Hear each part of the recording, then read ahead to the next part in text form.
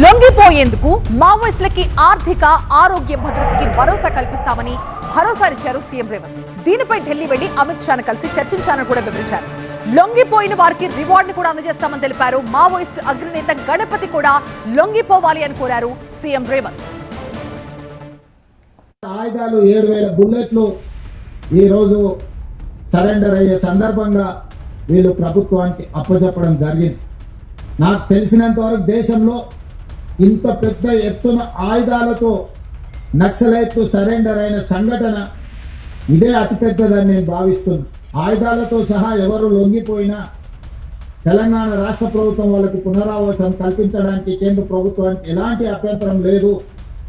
ఎవరు సరెండర్ అయినా వాళ్ళ ప్రాణాలకు వాళ్ళ మెరుగైన జీవన విధానానికి మీరు హామీ ఇవ్వండి అని చెప్పి అమిత్ షా గారు నాకు సూచన చేయడం జరిగింది.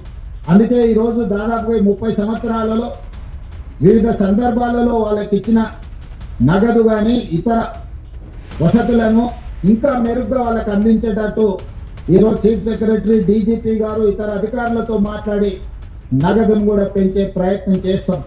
గణపతి గారు 75 సంవత్సరాల పైగా వారి వయసు ఉండొచ్చు, వారి ఆరోగ్య పరిస్థితి కూడా బాగలేదని మా అధికారులు నాకు చెప్పడం జరిగింది.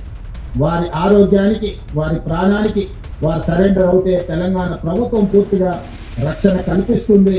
వారితో సహా సెంట్రల్ కమిటీ కానీ, స్టేట్ కమిటీ కానీ వివిధ హోదాలలో అజ్ఞాతవాసంలో ఉన్న నక్సలైట్లను జనజీవన స్రవంతిలోకి రాండి అని చెప్పి తెలంగాణ రాష్ట్ర ప్రభుత్వం పిలుపు ఇస్తుంది. కొంతకాలం వాళ్ళని ఆ ఆనందాన్ని, ఆ స్వేచ్ఛను ఆస్వాదించని అని. ఆ తర్వాత వాళ్ళు ఏం చేయాలనుకుంటున్నారో వాళ్ళ ఆలోచన మేరకు నిర్ణయం తీసుకున్న తర్వాత అప్పుడు ఎవరైనా కాంగ్రెస్ పార్టీలో చేరాలనుకుంటే కాంగ్రెస్ పార్టీ అధ్యక్షుడు మహేష్ గౌడ్ గారు ఎప్పుడు గాంధీ భవన్లో అందుబాటులో ఉంటారు. వారిని కలిసి వాళ్ళ